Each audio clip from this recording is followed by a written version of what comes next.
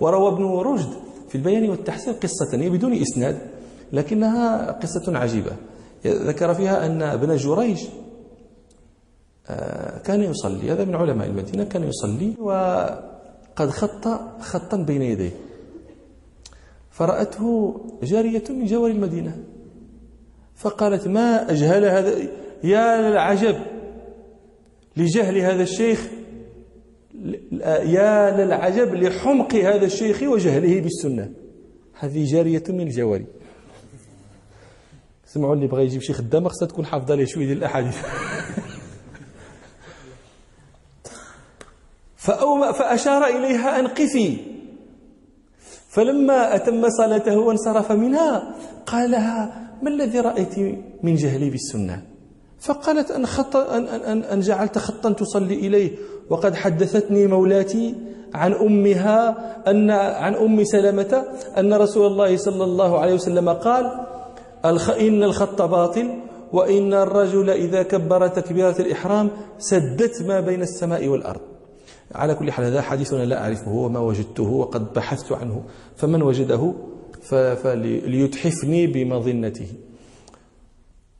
فقال لها، أمرها أن تذهب به إلى مولاتها هذه، فذهبت به إلى مولاتها فحدثته الحديث. ثم احنا لا نعرف من هذه الجارية ولا نعرف من هي مولاتها، يلا عرفنا في الإسناد أم سلمة. طيب، قال: فحدثته الحديث، فقال لها: بيعينيها أعتقها، فإنه ينبغي أن يحفظ من يروي شيئا من العلم. فقالت لها مولاتها ذلك إليها: إذا أرادتني أن أبيعكها بعتكها. فقال ابن جريج، عرض عليها ذلك فأبت، قالت: لا حاجة لي فيه، فإن مولاتي حدثتني عن أمها، وهذا حديث صحيح سيأتي، فإن مولاتي حدثتني عن أمها عن أم سلمة أن النبي صلى الله عليه وسلم قال: إن العبد إذا اتقى ربه ونصح مواليه فله أجران، ولا أحب أن أنقص أجرا. شوفوا، هذا أمر لا يتخلف في الزمان. إذا كان الخادم في بيت قوم صالحين فإن الله ينفعه وينفع به.